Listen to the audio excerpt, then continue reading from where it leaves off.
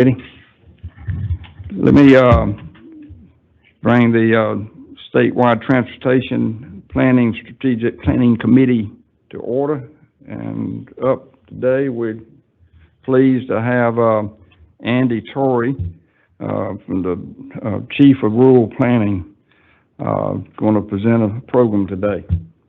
Andy, if you'd come up and... Mr. Chairman, if it's okay, I just wanted to introduce Absolutely. Andy really quickly. Go ahead. Thank you. Good afternoon, Mr. Chairman, members of the board. Just wanted to take a quick second to introduce Andy Tory. He's been with our planning office for a little over 2 years now and has really been kind of one of our rising stars here at GDOT and in planning. Started as a planner, has recently served as our planning programs administrator, where he has been responsible for administering some of the programs that we have in planning, including the Transportation Alternatives Program, which he's going to speak with you about today. And just in the past week, he was promoted to branch chief in our office, so now he is responsible for the entire team for rural planning. And so we're going to have to tether him a little bit to try to keep him from moving on too quickly, because we need him to stay and do all of the good work we have in mind. But really proud of Andy and appreciate all the work that he's doing, and I think you'll appreciate hearing what he has to share with you all today. Thank you, Mr. Chairman. Thank you, Matt, and thank you to the board for having me to present about this program I'm really proud of right now. So I'm here today to talk about the Transportation Alternatives Program. The Transportation Alternatives Program presentation is going to be broken down into 3 separate categories here. We have the just general background, what GDOT is working on right now, and what our next steps are. So what is the TA program? It's a set aside from the STBG, or the Surface Transportation Block Grant, and it provides funds for non-roadway projects. So generally we're talking bike ped, trails, sidewalk improvements, those sorts of things, just non-traditional transit kind of improvements. It's important to note that MPOs do administer their own kind of TA funds separately from this Transportation Alternatives Program, and that the funding is allocated into 3 separate buckets based on population area. We have an under 5,000 population area, a 5,000 to 50,000, and a 50,000 to 200,000. They're all allocated different amounts of funding. And then we have a general catch-all any areas at the end that we can apply to any of those population areas. So we touched on this previously. What projects are eligible for the TA program? We have bike and ped facilities, recreational trails such as like the Chattahoochee Walk area, safe routes to school projects. This is improvements that increase safety as far as roadway design to get children to schools, historic preservation and vegetation management, any kind of rain, like stormwater and habitat connectivity, and transit facilities. And we've seen some really interesting applications in this cycle, like related to that, such as a captain's quarters on Sapelo Island, even, that may be eligible for that sort of thing. So we've had some really, really creative folks come in to apply for this money here. So who can apply for the TA program? We have local governments and regional transportation authorities and transit agencies. Those are kind of the traditional project sponsors that we have. We also have other governments such as like DNR, tribal governments, school districts, et cetera. And then non-governmental agencies, nonprofit agencies such as Georgia Bikes, who submitted an application as well. It's important to note, I have this highlighted here, that the state can't directly apply for any of these funds. We must have a project sponsor outside of the state apply for it, and they can ask us to administer it on their behalf if they so wish to. But we, as a state, cannot utilize the TA program funding directly. So being a kind of new program with some new changes, it's important to kind of highlight what's changed in this call compared to previous calls. First of all, there are new regulations in the BIL that prevent TA funding from being flexed. And what I mean by that is, in previous years, there used to be a lot more flexibility between the population area buckets and what kind of money can be spent from one bucket into another bucket, et cetera. Now it's much more strict about what the population area money can be spent. And we're going to come back to that in a little bit because that's a really important point. Something else that's really that's new in this year is that sponsors are no longer required to be LAP certified for this year. And that's a change from last year, and the amount of applications that we've seen based on that change, it's drastically higher this year. So that's a really important point that we're going to come back to as well. And the reason for that LAP certification and the reason we have so many more applicants is because many of these small governments, I believe it's 86 of them, are from under 5,000 population areas. So we're talking like folks that maybe have a mayor that's literally doing this application themselves or have a part-time city manager. It's really local government at the most, you know, at the smallest grain level. So again, it's important to note that those less than 5,000 population areas must be spent in those areas with no exception, and that includes the 20% local match. They have to come up with their own funding for that 20% for their own projects. And again, oftentimes these are areas that have trouble coming up with money for just essential services. So this is a really important point to make right here. So kind of looking at the timeline as we've gone through here, in June of this year, we ended our first call for projects. Normally, we just have one call for projects for the Transportation Alternatives Program. This time around, we received our applications, tallied them up, did some analysis on it, and we realized that there's still a lot of funding available in the about $8.6 million of just less than 5,000 population area money.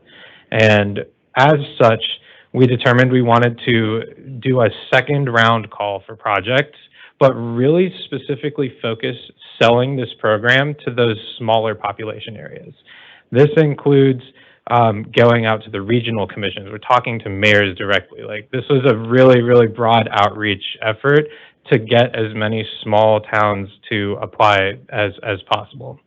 In August of this year, we ended the second round call, and we're currently working with OPD, Mark Lawing, who's been really helpful in this effort, to do some QA/QC analysis on the applications. And in September, we obligated that excess of funding that we had. So we did a good job taking care of a lot of the excess money that we have. It's important to note that we're still processing these applications, and more projects are still going to get awarded as time goes on. So I mentioned the outreach effort briefly earlier. I want to kind of touch on the difference between the two rounds. So in round one, we talked at the broadest level, you know, TMAs, MPOs, those kinds of organizations, and, you know, DNR, Georgia Main Street, et cetera. In round two, because we knew that our audience for these applications was smaller populations, areas with less resources, et cetera, we simplified our application and cut it by a third into 4 pages and received those applications directly from, you know, oftentimes mayors, from city managers, et cetera. We really focused on rural areas because of the less than 5,000 population area. And we reached out to district staff and DNR, et cetera, just to make sure we got as many applications as possible. And this was a broad-based effort. This was a month of, like, you know, boots on the ground, talking to as many people as possible in as many communities as possible. And as a result, we can see in the round one application process, we got 25 applications, and in round two, we got 91. It's a significantly higher than we've ever gotten for this program. It's about 5 times more than we've ever gotten for this program. So, and we're talking, remember, we had that $8.6 million of funding we needed.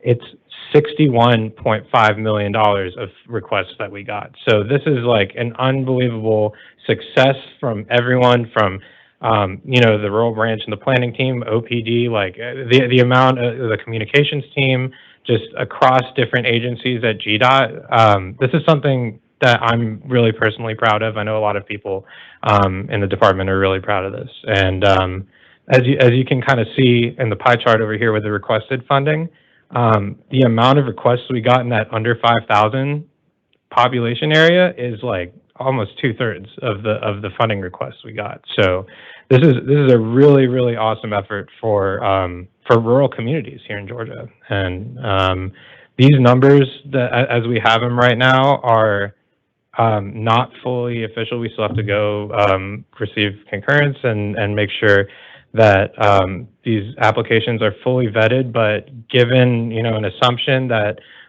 all or most of these projects get approved, we're looking at $8.5 million more in submissions than we have funding, period. So a huge success on that part.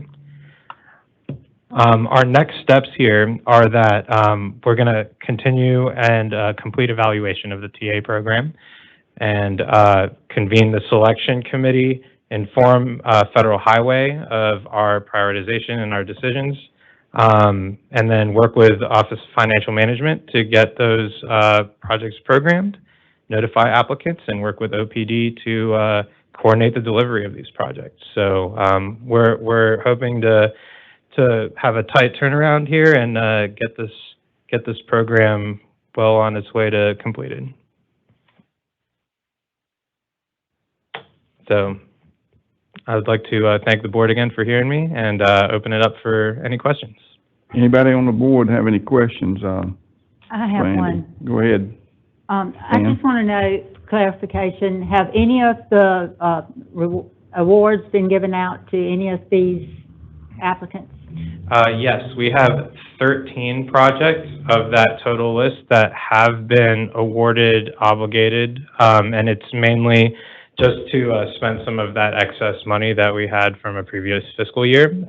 But it's a continuous process, and we're continuing to award these projects over time. So if all of those were not included from the first round, would it be included in looking at all of them together that are left? Is that my understanding? Yes, ma'am. Okay, Yeah. thank you. Thank you. Kevin? Or Yeah. Mr. Chairman? The 53 million is for the non-MPO, the GDOT administered. What was the approximate dollar amount for the MPO for the rest of the state? Do you know? Outside of this program, Well, the TA program for the MPOs.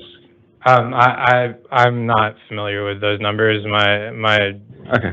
My role is specifically working on this more rural-based TA application. Got it. process. Okay. And the second question, what is the average, is there an average amount per project? Just looking at a project list right now, I want to say that, we have project requests from as high as 4 million to as low as 20,000. So, yeah. Thank you. Commissioner? Thank you. Andy, I believe, do you have the handouts of those projects? I do, yes. So, yeah, Andy will pass that out. That may be helpful to see where the Yeah. projects are and where the awards Absolutely. are. And as he said, to be determined on going forward. This was such a good effort. And again, hats off to Andy and the team in planning and a whole team effort here to really get interest in it's been a very challenging program. And the bipartisan infrastructure law did several things that Andy articulated that made it a little harder, but also with the flexibility. And that biggest flexibility is allowing the department to help, upon request, help deliver these projects, because that has been the challenge in the past, was that the restrictions that state DOTs couldn't really help deliver the projects was an impediment to local government. And so this is good news. Every community you talk to today has some trail, path, non-motorized, project that they would like to advance for quality of life. So this dedicated money, which is very dedicated, will get at that, and we can get those projects now deployed out around the state. So it's really a great thing. It's good to have more projects in the hopper than money. That's just a timing issue of continuing to work forward and and continuing to look at this. And a lot of this too is standing up the early parts, the design part, or, you know, getting things underway so that ultimately you can get into construction as well. So, if you can pass that list out, but, Mr. Chairman, very, very, robust work here from the planning team and the other offices as mentioned, and a really good outcome. And, the real success will be when we announce that these things are open to foot traffic or transit benefit or whatever the case may be. So thank you very much. Any other questions? I suspect that, once other communities, small communities, see some of the success stories and how it might affect their area, it would generate even more interest. Yeah, did a really good job of getting interest. I had several calls from communities.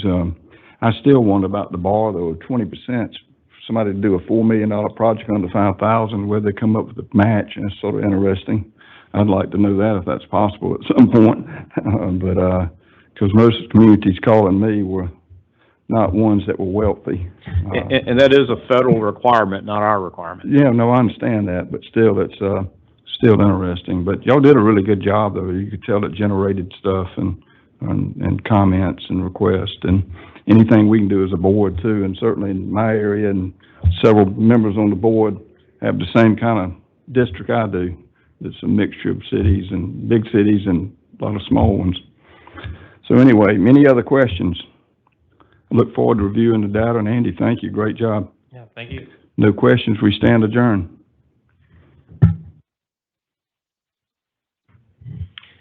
Okay, I will call the meeting of the Committee of the Whole to order. And John Hibbert, if you would come up and talk to us about the Eastern Transportation Coalition. Thank you.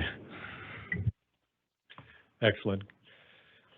Commissioner, Board, Chair, Board, good afternoon. It's great to be with you all today, and it's great to bring you some information that I think is good news of a program, an organization that we are a member of and an active participant in, and that's the Eastern Transportation Coalition. I may well, over the course of this presentation, refer to it as the coalition, and that's really just a nod to the fact that for much of its 25-year history, it was known as the I-95 Corridor Coalition. In the beginning, it was a coalition of mainly those northeastern states there in the top of the graphic, but it grew over time. It grew southward, certainly including Georgia, and more recently, it has grown westward, and you see Kentucky and Tennessee and Alabama there, hence the name change.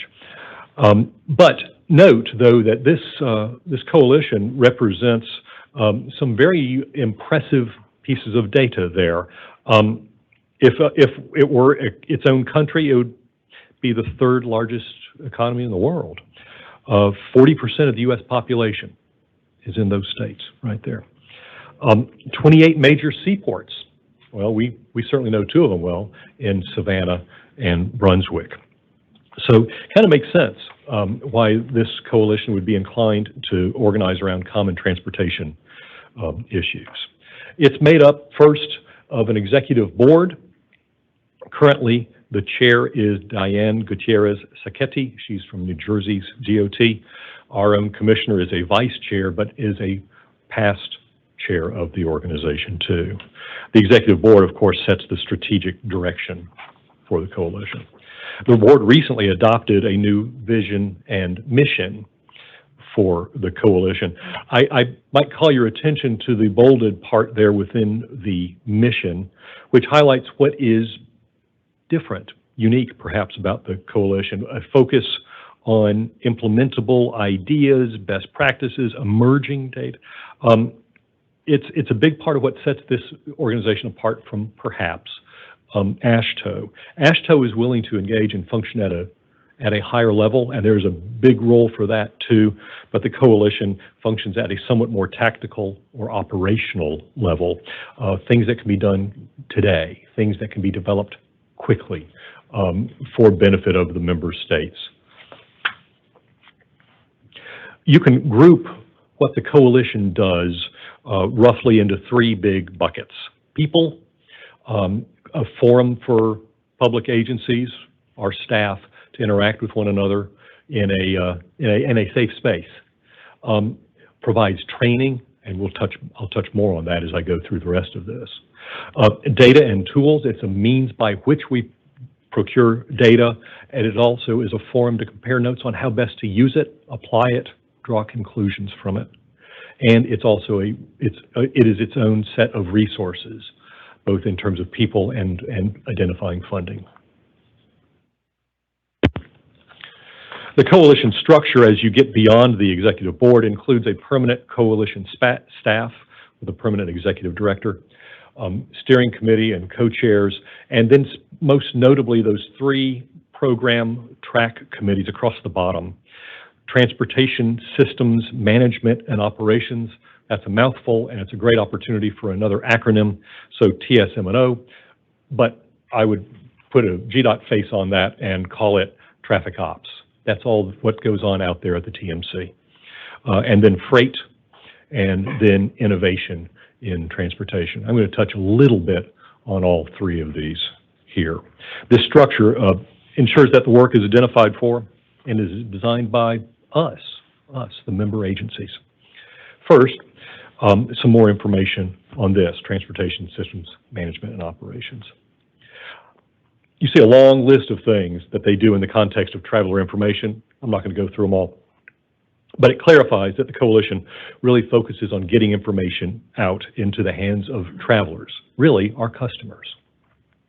An example, the coalition led by our own commissioner, who is the executive champion of this, pulled together its members to prioritize how to improve what information is delivered through Waze. Now, Waze is a private application, but certainly functions heavily off of information that we, the member states, give it. By working across those many states, the coalition came to Waze as one bigger, unified voice, got their attention, and did a great job, a successful job, of emphasizing the importance of getting better and consistent information into the hands, so to speak, of the driving public. The result of this work will be something called speakable hazards in Waze. They will warn drivers about upcoming issues, lane closures, merging, maintenance work, and such. And further, the coalition, in collaboration with member states, including us certainly, will be working with Google to better identify and more quickly deal with road closures, which in one corner of the coalition is a winter weather issue predominantly. Perhaps in our corner of the world, it's a more construction-focused issue. Another big part of the coalition's focus concerns incident management.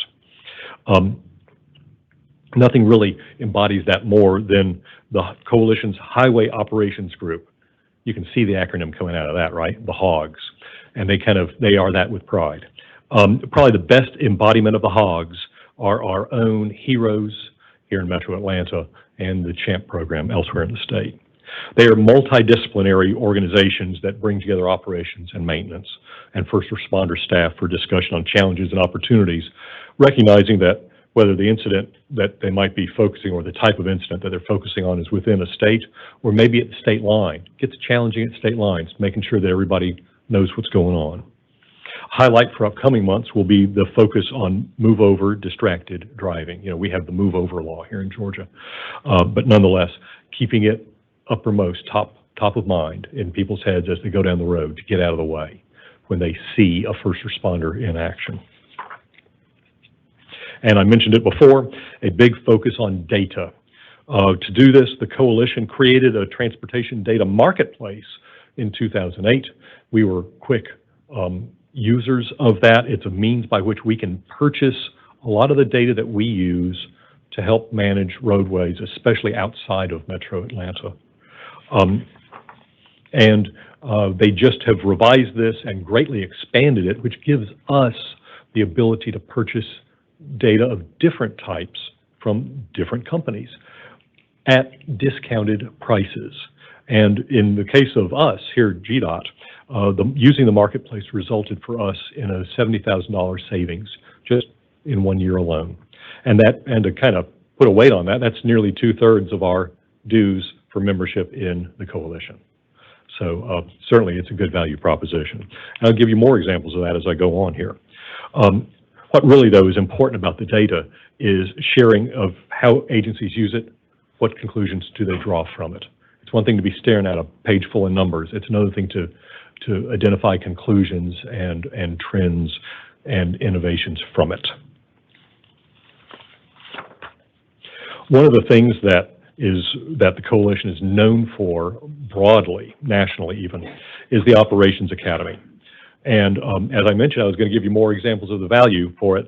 GDOT has received 9 scholarships over the years to send our staff, our young traffic operations staff to it. In fact, I think we have sent more than 9 people, some on our own dime. Ben Lemke, he is one of our young professionals, truly an up-and-comer in traffic ops, is in the current cohort there. Pre-pandemic, of course, it was a face-to-face effort, 2 weeks, off-site, immersive, very intense program. During the pandemic, as so many things did, it went all virtual, and as it comes out of the pandemic, it's kind of a hybrid format, recognizing that nothing beats the business of being face-to-face, but hybrid recognizes is a nod to the fact that everybody has a full-time job back home too. They also launched just this year the first ever TMC Operators Academy for TMC operators and shift leads and supervisors as well. These are boots on the ground people that are the ones responsible for dispatching and managing those incidents as they occur. It's also a great opportunity for new managers to get up to speed fast. And that's how we used it. We sent Dolores Utero up there to it. Dolores is relatively new with us, relatively new to the industry even. And it was a great opportunity for her to get a bunch of information fast. Freight is a notable thing that binds us all together in the coalition. Coalition states 5 billion tons of freight annually travel on coalition roads, almost 40% of America's GDP.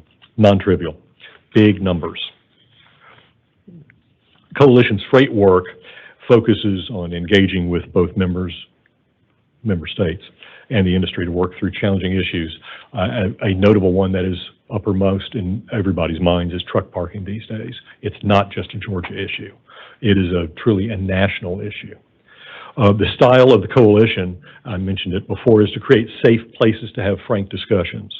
And they do this really in all of the various program areas, even as I focus here on freight. Especially important with truck parking. The focus of the coalition frequently is kind of a myth-busting role. No, really, what is the truth? What is really going on? To provide subject matter expertise and get implementable ideas shared across agencies.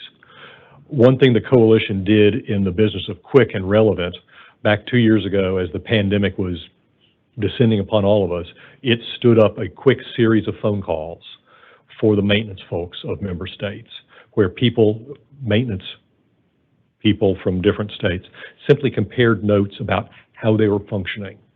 How were they adjusting their business practices, recognizing the pandemic, but recognizing that the work goes on. It was a valuable resource that I was glad to be able to participate in.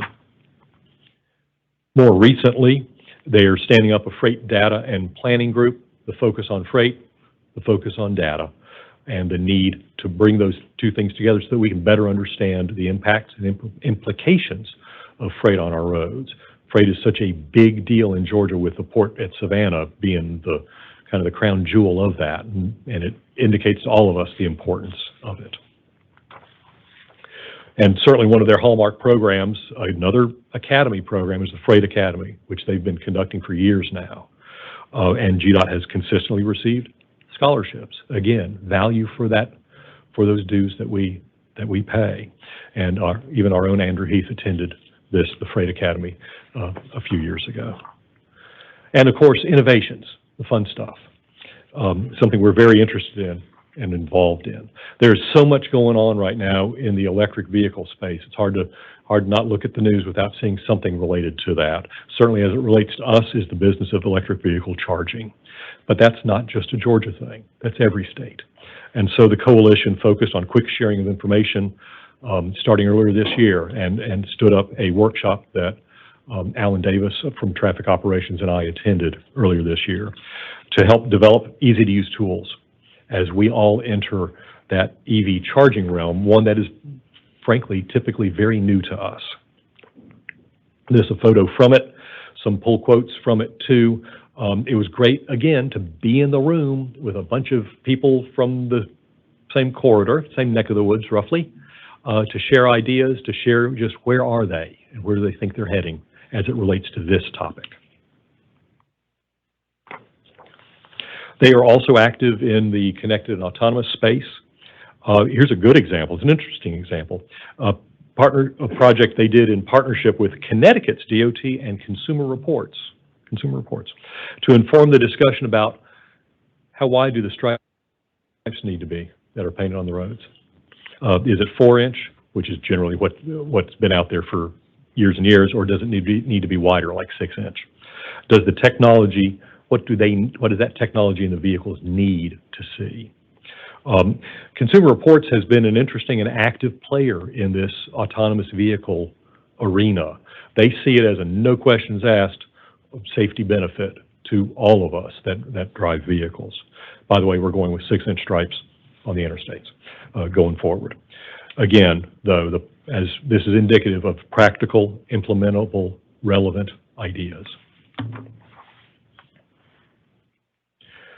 In recent years, the Coalition has expanded its work in sustainable transportation funding, especially the concept of mileage-based user fees and the potential of if they could be a means to replace the state fuel tax. Now, here in Georgia, of course, we have the Joint House-Senate Study Committee, which, as its discussions and deliberations have continued, has shown some interest in this concept of a mileage-based user fee. It's really moving the principle of paying for transportation, the user pay principle, from how much fuel you buy to how many miles you drive, which is closer to truly assessing the impact of it. Here is a timeline that shows the Coalition's involvement in this discussion, a series of pilot studies that they have entered into and conducted that start back in 2018. You can see every one of those circles is a different pilot study that they conducted, focusing on perhaps different aspects of this discussion. Georgia has recently agreed to participate in the latest pilot, and that's the one you see the arrow, we are here. That's the one that we have decided to participate in now. Really, we want to see what we can see. We get a more complete picture of that effort and what goes into it and the deliberations and conclusions from it if you're inside and part of that discussion rather than on the outside reading the report. And so we participate. And as well, as our Joint Study Committee continues its work, Trish Hendren, she's the executive director of the Coalition. She will be speaking at that committee's November meeting. It's likely that we, the department, will be back before you on this topic at some point in the future. And that is a brief walk through the Eastern Transportation Coalition, a stalwart part of how we do what we do here in Georgia. I thank you for your time. I'd welcome any questions you may have.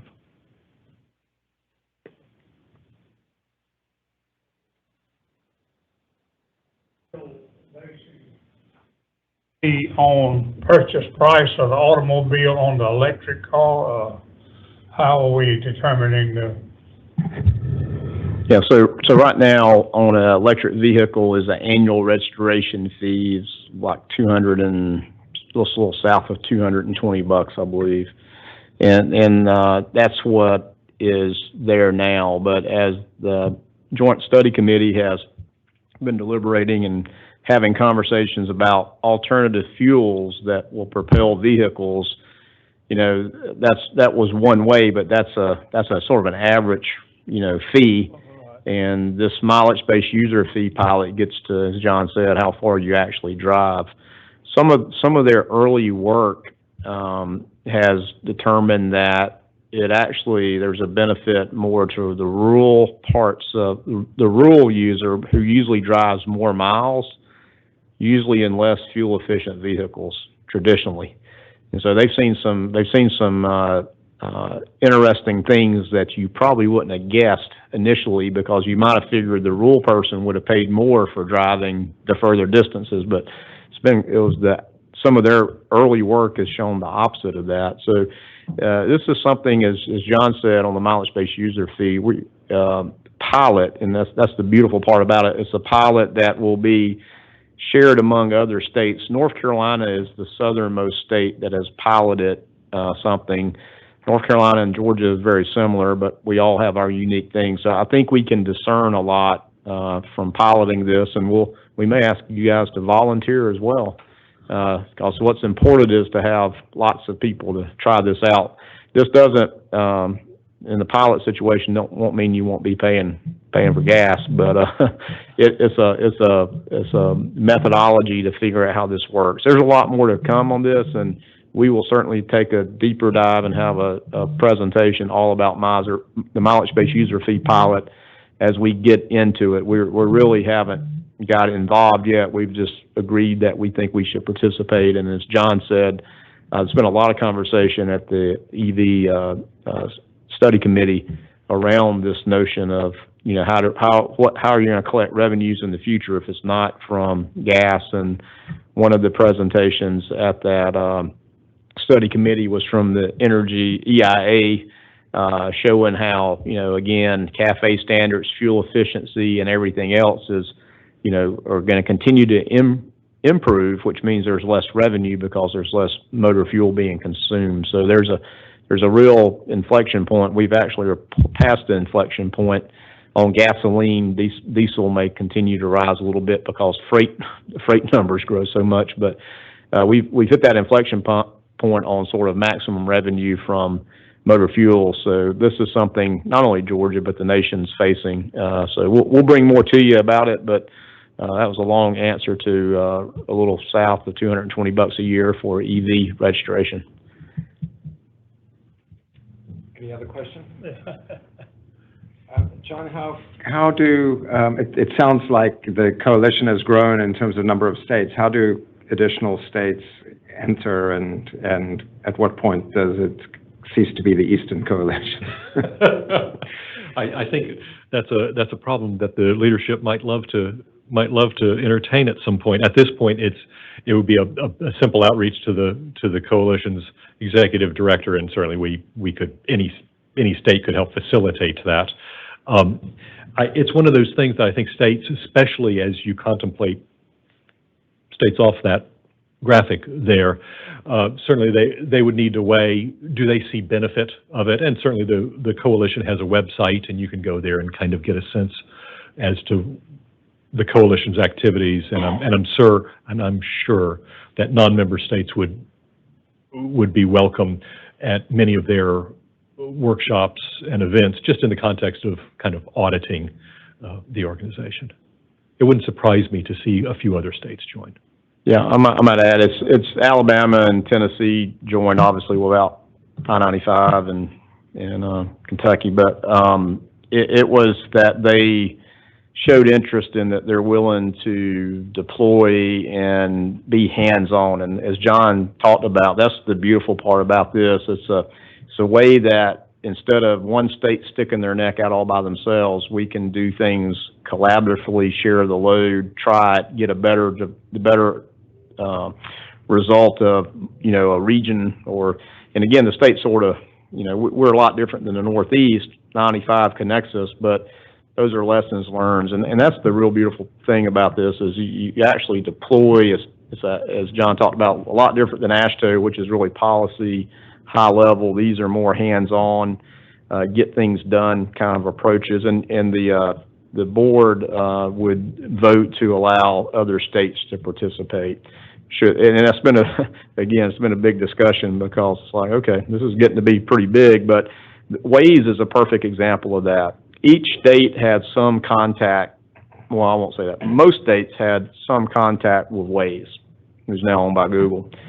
But for John and Alan and Andrew when he's at traffic ops, for them all to ping Waze and say, hey, we'd like for you to do this, that's one voice, one state. And all the other states are sort of trying to knock on the door and figure out how to work with Waze. But when the coalition came together and we all signed, every CEO signed on that letter, sent to Waze, and we met with their CEO directly on a virtual call, they're like, wow, okay, you got our attention, because this is all these states saying, hey, Waze, we need help with these things. And they really became a very willing partner. And I mean, it's again, they don't, things, as you know, it costs money to modify and make changes to apps and software platforms and what you know, but with that, they were willing to make changes and continue to make changes that will make everybody's driving experience better for Waze and then ultimately to Google platforms. So,